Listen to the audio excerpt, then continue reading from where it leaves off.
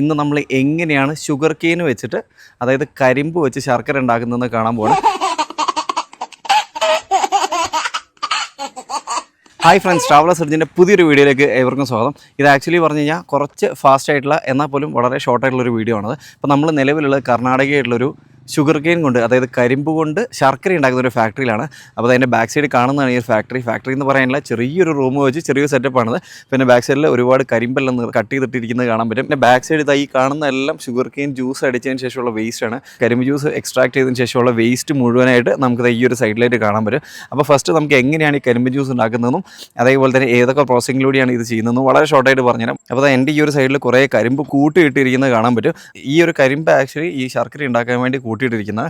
അപ്പോൾ നിലവിൽ ഇതെല്ലാം ഇങ്ങനെ കൂട്ടിയിട്ട് അത് കഴിഞ്ഞിട്ട് ഇവിടുത്തെ എൻ്റെ ഈ ബാക്ക് സൈഡ് ഈ ഒരു മെഷീനിലേക്ക് ഇട്ടിട്ട് കരിമ്പിൻ്റെ ജ്യൂസ് എക്സ്ട്രാക്ട് ചെയ്യും. അതായത് കരിമ്പിൻ്റെ ജ്യൂസ് എടുത്തതിന് ശേഷം ഈ ഒരു വേസ്റ്റ് മുഴുവൻ ബാക്ക് സൈഡിൽ ഡംപ് ചെയ്യും. അത് കഴിഞ്ഞത് ഇവിടെയാണ് ആക്ച്വലി ഈ ഒരു മെഷീൻ്റെ അകത്ത് എന്തൊക്കെ പ്രോസസ്സിംഗാണ് വരുന്നത് ഡീറ്റെയിൽ ആയിട്ട് മനസ്സിലാക്കാൻ പറ്റുക.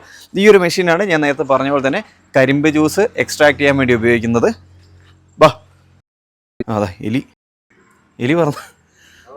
അപ്പോൾ ഈ ഒരു മെഷീൻ്റെ അകത്താണ് കരിമ്പ് ജ്യൂസ് എക്സ്ട്രാക്ട് ചെയ്യുന്നത്. ഇതിൽ നമ്മൾ കരിമ്പിട്ട് കഴിഞ്ഞാൽ ആ കരിമ്പ് ജ്യൂസ് ഇതിൽ നേരെ പുറത്തേക്ക് വരും. ഇതിൽ പുറത്തേക്ക് വന്നു കഴിഞ്ഞാൽ ഈ ഒരു കരിമ്പ് ജ്യൂസ് നേരെ ഈ ഒരു വെള്ള പൈപ്പിൽ നിന്ന് എനിക്കിപ്പോൾ താൽക്കാലികം വേണ്ടി ഞാൻ പറയുന്നതാണ്, വെള്ള പൈപ്പ് എന്നല്ല, എന്നാൽ ഈ ഒരു പൈപ്പിലൂടെ നേരെ ആ ഒരു ടാങ്കിലേക്ക് പോകും. അതിന് മുമ്പ് ഇവിടെ നിങ്ങൾക്ക് ഒരു മെഷീൻ കാണാം. ഇതാണ് ഇതിൻ്റെ ആക്ച്വലി ഉള്ള മോട്ടർ. ഇപ്പോൾ ഈ ഒരു മോട്ടർ പ്രവർത്തിക്കുന്നതനുസരിച്ചാണ് ഇവിടെ നമുക്ക് കരിമ്പ് ജ്യൂസ് എക്സ്ട്രാക്ട് ചെയ്യാൻ പറ്റുന്നത്.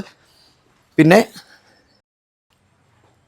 ഇങ്ങനെ വന്നു കഴിഞ്ഞാൽ ഇപ്പം നമ്മൾ നേരത്തെ പറഞ്ഞാൽ ഈ ഒരു കരിമ്പ് ജ്യൂസ് ഈ ഒരു കോർണറിൽ കൂടെ ഇങ്ങനെ ചുറ്റിക്കറങ്ങി വന്നിട്ട് ഈ ഒരു ചെമ്പിലേക്കാണ് വന്നത്. ഈ ടാങ്കെന്നോ ചെമ്പെന്നോ എങ്ങനെ വേണമെങ്കിലും നിങ്ങൾക്ക് വിശേഷിപ്പിക്കാം. ഈ ഒരു ചെമ്പിൽ വന്ന് കിടക്കുന്ന ഈ ഒരു കരിമ്പ് ജ്യൂസ് എന്ത് ചെയ്യുന്ന വെച്ചാൽ ആവശ്യാനുസരണം നേരെ ഇവിടെ നിന്നെടുത്ത് ഈ ഒരു വലിയ ചെമ്പിലായിട്ട് പ്രോസസ്സ് ചെയ്യും. അപ്പോൾ ആക്ച്വലി ഇത് പ്രോസസ്സിങ് നടന്നുകൊണ്ടിരിക്കുകയാണ്. അപ്പോൾ ഈ ഒരു പ്രോസസ്സിംഗ് എന്ന് പറയുമ്പോൾ അത് വേസ്റ്റ് ഒക്കെ റിമൂവ് ചെയ്ത് അത് കഴിഞ്ഞിട്ട് ഇവർ കുറേ നേരം ഇത് കുറുകാൻ വെച്ച് അത് കഴിഞ്ഞിട്ടാണ് ശർക്കരയായിട്ട് വരുന്നത്. കുറേ നേരം എന്ന് പറയുമ്പോൾ ഏകദേശം ഒരു 3 മണിക്കൂറോളം കുറുകാൻ വെച്ചതിന് ശേഷമാണ് ശർക്കരയായിട്ട് ഇത് ഫോം ആവുന്നത്. ഇതിൻ്റെ അടിയിൽ ആക്ച്വലി തീ കത്തുന്നുണ്ട് ഭയങ്കരമായിട്ട്. എനിക്കും നല്ല ഹീറ്റ് അടിക്കുന്നുണ്ട്.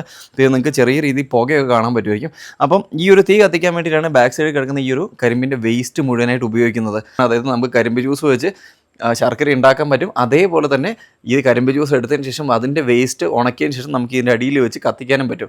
അപ്പം രണ്ടും ഒരു റീസൈക്ലിംഗ് ചെയ്യുന്നത് പോലെ തന്നെ നമുക്കിത് യൂസ് ചെയ്യാൻ പറ്റും. ഇനി ഇവിടുന്ന് ഈ ഒരു കരിമ്പ് ജ്യൂസ് കുറുകിയതിന് ശേഷം ഇത് ഇവിടുന്ന് നേരെ എടുത്തിട്ട് ഈ ഒരു ബോക്സിനകത്തേക്ക് ഇടും. അപ്പോൾ ഈ ഒരു പെട്ടിക്കകത്തേക്ക് ഇട്ടതിന് ശേഷം ഇവിടെ നിന്നാണ് ശർക്കരയാക്കി കിട്ടുന്നത്. നിങ്ങൾ പലപ്പോഴും ഷോപ്പിൽ നിന്നൊക്കെ വാങ്ങിക്കുന്ന സമയത്ത് ഇതിനൊരു ഷേപ്പ് ഉണ്ടാവും.